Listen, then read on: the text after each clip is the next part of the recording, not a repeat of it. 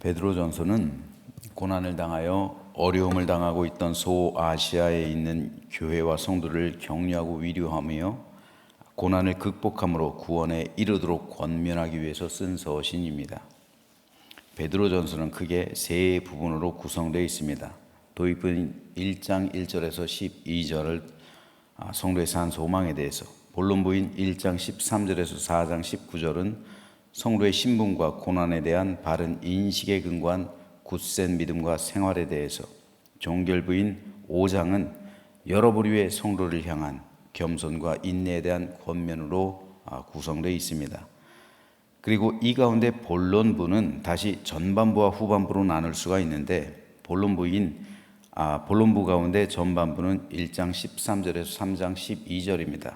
여기서는 거룩한 삶의 필연성, 인식 및 실천적인 권면에 대해서, 후반부인 3장 13절에서 4장 19절은 고난의 문제에 대한 권면을 기록하고 있습니다. 이 가운데 전반부는 거룩한 삶에 대한 실천적인 권면인데 네 단락으로 되어 있습니다. 2장 11절에서 18절은 이방인 중에서 선한 행실을 할 것과 각종 세속 제도에 순복하라는 권면입니다. 19절에서 25절은 선행 중에 고난을 감수하라는 권면이고요. 세 번째 단락인 3장 1절에서 7절은 부부간의 올바른 도리에 관한 권면을, 그리고 네 번째 단락은 성도 및 세상 사람과의 관계 속에서의 사랑과 선행을 추구할 것을 권면하고 있습니다.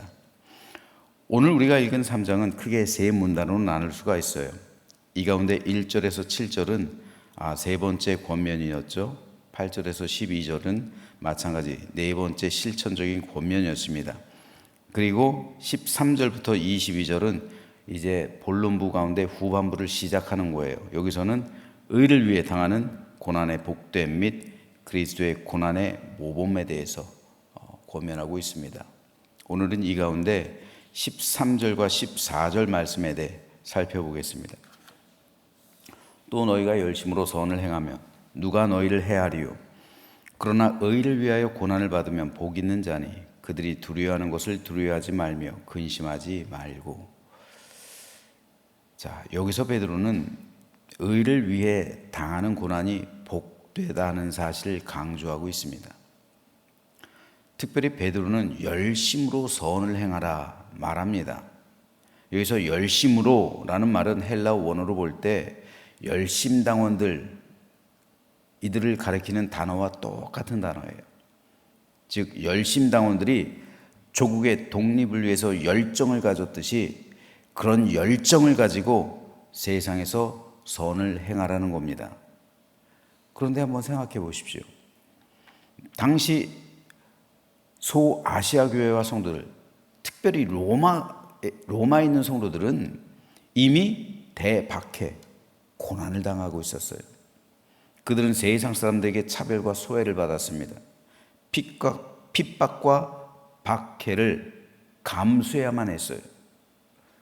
내가 뺨을 맞으면 나도 그 사람을 치고 싶은 것이 사람이죠. 그러나 베드로는 오히려 그들에게 그럴 때일수록, 고난당할 때일수록 더 열정을 가지고 선을 행하라고 권면합니다. 즉 너희를 핍박하는 자들을 대적하지 말고 오히려 더 열심으로 그들에게 선행을 베풀 것을 주문하고 있는 거예요. 내가 지금 뺨을 맞고 있는데 다른 쪽 뺨을 돌려대라는 거예요. 그들이 내 것을 빼앗고 있는데 너에게 있는 다른 것도 주라는 겁니다. 원수를 사랑하라는 거예요. 여기서 베드로는 예수님에게서 배운 말씀을 그대로 실천하고 있는 거예요. 예수님께서는 이렇게 말씀하셨죠. 나는 너에게 이르노니 악한 자를 대적하지 말라. 누구든지 내 오른쪽 뺨을 치거든 왼편도 돌려대며 또 너를 고발하여 속옷을 가지고자 하는 자에게 겉옷까지도 가지게 하며 또 누구든지 너로 억지로 오리를 갈게 하거든 그 사람과 심리를 동행하고 네게 구하는 자에게 주며 네게 꾸고자 하는 자에게 거절하지 말라. 지금 대박해가 로마에서 일어나고 있죠. 그 불길이 소아시아로 옮겨가고 있어요. 교회와 성도들은 핍박과 박해를 당해야만 했습니다. 그럴 때 신앙인들은 어떻게 반응해야 했을까요? 놀랍게도 베드로는 예수님에게서 배운 이 말씀을 실천으로 행동하고 있는 거예요. 행동하는 믿음을 가지는 거예요. 예수님께서 듣고 배운 그 말씀대로 행동하라고 권면하고 있는 거예요, 지금. 그래서 교회 리더 야고보를 비롯한 베드로, 바울, 그리고 안드레, 요한, 이러한 리더들이 열심당원들처럼 칼을 빼고 일어나서 그들과 맞서라 주문할 수 있잖아요. 그죠? 폭력에는 폭력으로 대항해라 이렇게 말을 할 수 있잖아요. 하지만 아마도 그랬다가는 기독교는 역사 속으로 사라졌을 겁니다. 이 포인트가 굉장히 중요해요. 베드로는 도리어 그때 그들에게 다른 뺨도 돌려대라 주문하는 거예요. 예수님의 말씀을 철저하게 따랐던 겁니다. 그래서 도리어 그럴수록 그들에게 더 열심으로 선을 행하라 권면한 겁니다. 왜 그렇습니까? 그들이 성도의 목숨을 빼앗을 수는 있어도 영혼은 결코 빼앗을 수 없기 때문입니다. 주님을 위해 순교한다는 것은 믿음에 있어서 가장 거룩하고도 숭고한 믿음의 절정이 됩니다. 그렇다면 그런 성도의 영혼을 감히 누가 빼앗습니까? 너희가 두려워해야 할 존재는 하나님이지 생명을 빼앗는 사람들이 아니라는 거예요. 영혼을 빼앗는, 영혼을 지옥으로 보낼 수 있는 심판을 행하실 하나님을 두려워야지 사람 두려워하지 말라는, 사탄 두려워하지 말라는 겁니다. 만일 우리가 주님을 위해서 순교의 믿음을 갖는다면 감히 하나님의 손에서 그 영혼을 누가 빼앗을 수 있느냐는 겁니다. 즉 그는 구원받은 하나님의 자녀요 영원한 하나님의 나라의 하나님 나라를 상속받은 믿음의 승리자라는 겁니다. 이것을 베드로는 강조하고 있는 거예요. 그래서 그럴 때일수록 고난과 핍박의 때일수록 너희를 박해하는 자들을 선대하고 도리어 열심을 가지고 그들에게 선을 베풀라 주문하는 겁니다. 그리고 이것은 베드로의 다음 권면에서도 이어지죠. 베드로는 14절에서 의를 위하여 고난받으면 복 있는 자다 선포하는 거예요. 이건 역시 베드로가 예수님의 말씀에 순종하고 있는 거예요. 주님께서는 산상수훈 가운데 팔복, 그 팔복의 마지막 8번째 복에 대해서 이렇게 말씀하셨습니다. 의를 위하여 박해를 받은 자는 복이 있나니 천국이 그들의 것임이라. 나로 말미암아 너희를 욕하고 박해하고 거짓으로 너희를 거슬러 모든 악한 말을 할 때는 너희에게 복이 있나니 기뻐하고 즐거워하라. 하늘에서 너희의 상이 큼이라. 너희 전에 있던 선지자들도 이같이 박해하였느니라. 예수님의 이 산상수훈의 말씀을, 팔복의 말씀을 베드로가 실천하는 행동으로 옮기고 있는 거예요. 그리고 그것을 행할 것을 권면하고 있는 겁니다. 그래서 의를 위하여 박해를 받는 자는 복이 있다라는 예수님의 말씀을 그대로 베드로가 인용하고 있는 거예요. 그래서 의를 위해서 고난받으면 복 있는 자다라고 베드로가 말하고 있는 겁니다. 하늘에서 그들의 상이 클 것임을 베드로는 예수님의 말씀에 따라 확신했던 겁니다. 이 믿음은 오늘 우리에게 너무도 중요해요. 어떻게 박해받고 핍박당하던 기독교가 로마의 국교가 되었을까요? 고난을 대하는 성도의 자세가 그들이 실천하는 믿음, 행동하는 믿음이 그들이 믿고 있던 신앙과 일치했던 거예요. 즉 그들의 믿음과 행동이 하나가 되었던 거죠. 그리고 예수님의 말씀을 그대로 세상에 옮겨놓은 거예요. 그래서 그 말씀에 순종하고 그 말씀대로 살아갔던 겁니다. 이것을 박해하던 사람들이 본 거예요. 여러분, 목숨이 두렵지 않은 사람은 세상에 아무도 없어요. 죽음 앞에서는 대부분의 사람이 비겁해져요. 추해진단 말입니다. 졸렬해지기 마련이에요. 그런데 그리스도인들은 죽음 앞에서 당당해요. 자기가 죽을 것 알면서도 자기를 죽이는 사람에게 도리어 선을 베풉니다. 죽음 앞에서 오히려 기뻐하고 즐거워해요. 기꺼이 그들은 죽음을 맞이했으며 영광스러운 하나님의 나라를 소망했습니다. 그 모습을 가장 먼저 본 사람들이 그들을 핍박하고 박해하고 죽이던 사람이에요. 그들이 볼 때 그리스도인들의 이런 행태는 처음 보는 거예요. 세상 누구도 그렇게 죽지 않아요. 세상 누구도 박해하는 사람들에게 선을 행하지 않아요. 자기를 죽이려 하는 자들과 싸우려고 하고, 그리고 자기를 죽이려면 그들이 칼을 들어서 자기를 죽이려 하는 사람들을 죽이는 것이 인지상정이에요. 하지만 기독교인들은 그렇지 않았어요. 거부하지 않았단 말이에요. 그래서 그들은 자기를 핍박하고 박해하는 이 사람들을, 이 그리스도인을 경외의 눈빛으로 바라보기 시작한 거예요. 그리고 도대체 저들이 저렇게 죽음 앞에서도 오히려 선을 행하며 당당하게 죽음을 맞이하는 이유가 뭘까 생각하게 된 거예요. 그 결과 그들이 복음을 받아들이게 되는 거예요. 바울처럼 그리스도인을 죽이려 했던 자가 복음을 받아들이게 돼요. 서서히 한 영혼씩을 변화시키기 시작하는 거죠. 그래서 결국 다음 세기에 불과 100여 년이 지나서 로마는 기독교 국가가 됩니다. 이것은 오늘 살아가고 있는 우리에게 대단히 중요한 메시지를 전해줘요.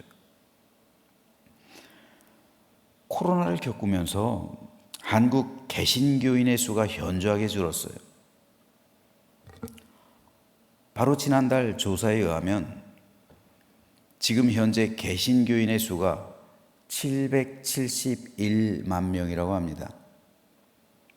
우리나라 인구의 15%예요. 코로나 전만 해도 개신교인의 수가 967만 명이었어요. 3년 전에. 3년 전 조사 때는 967만이었는데 무려 196만 명, 약 200만 명 가까이 줄은 거예요. 개신교인의 수가. 3년 만에 20% 준 거예요. 여러분, 20% 196만 명 하니까 별로 감이 잘 안 오죠. 우리 교회가 현재 주일날 어른들이 120명 정도 출석해요. 우리 교회 같은 교회가 196만 명이 감소했으면요, 우리 교회 같은 교회가 16,300개 없어진 거예요. 어마어마한 거예요. 우리 교회 같은 교회가 16,300개가 3년 만에 없어졌다니까요. 게다가 교회 출석하지 않는 교인들이 771만 명 가운데 무려 30%입니다. 그래서 226만 명이 거기서 또 교회에 출석하지 않는 거예요. 지금 안 나오고 있는 거예요. 그러니까 실질적으로 교회에 출석하고 있는 개신교인들은 545만 명이에요. 왜 이렇게 됐을까요? 코로나도 고난이죠. 로마 시대 때 있었던 대박해도 고난이에요.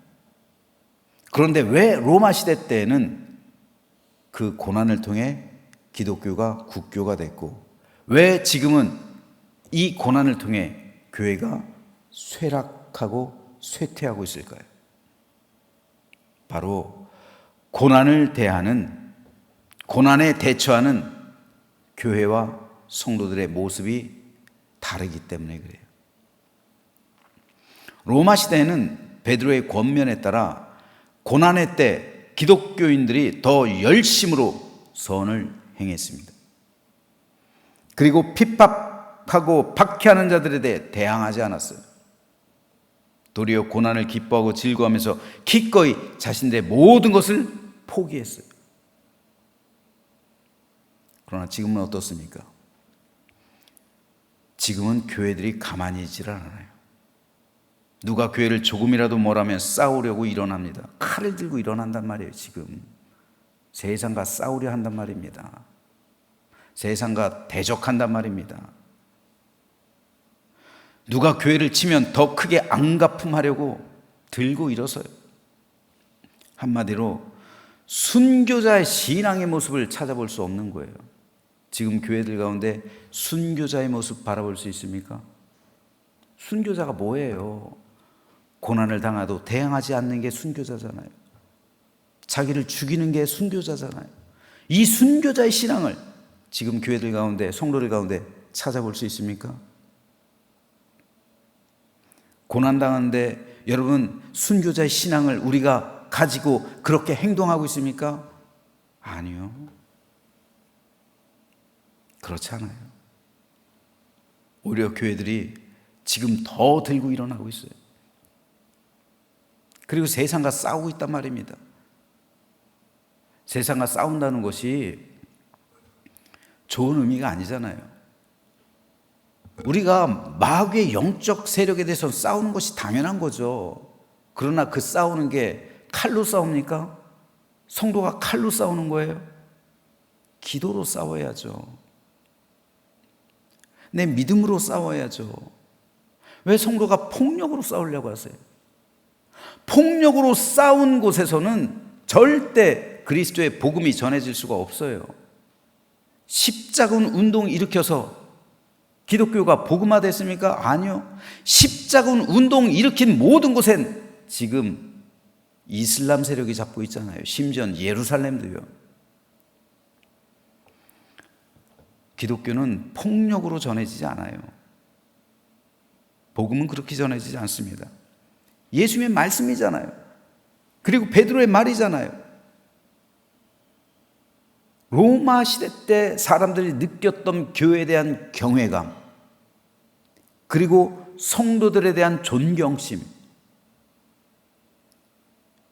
그것이 기독교를 국교로 만든 거예요. 이런 매력, 도대체 이 교회는, 성도들은 왜 이렇게 행동을 하지? 이런 매력을 지금 느끼고 있냐고요, 사람들이. 이 매력이 없어요, 교회와 성도들에게. 그러니까 세상 사람들은 교회를 반목하고 있고요. 심지어는 교인들마저 교회를 떠나가고 있는 거예요. 이런 매력이 없는 기독교에 대해서. 그러므로 저 여러분을 비롯한 모든 교회와 성도들은 이 점에 대해서 철저하게 회개해야 돼요. 성경으로 돌아가야 한다는 말이에요. 순교자의 믿음을 가져야 된다는 말이에요. 도대체 순교하는 믿음이 없어요. 순교자의 신앙을 가진 교회들이 없어요. 조금이라도 손해를 보면 들고 일어나요. 여기에 무슨 순교자의 믿음이 있어요? 박해 가운데 예수님의 말씀을 따르는 교회와 성도들이 없단 말이에요. 오늘 베드로의 권면을 우리는 들어야 합니다. 그래서 순교자의 신앙을 회복해야 합니다. 고난은 교회를 성장시킬 수도 있고 쇠락하게 할 수도 있습니다. 고난을 통해 순교자의 신앙을 갖게 된다면 교회는 부흥하고 성도는 승리하는 것이고, 고난을 통해 넘어진다면 교회는 쇠락하고 성도는 패배할 겁니다.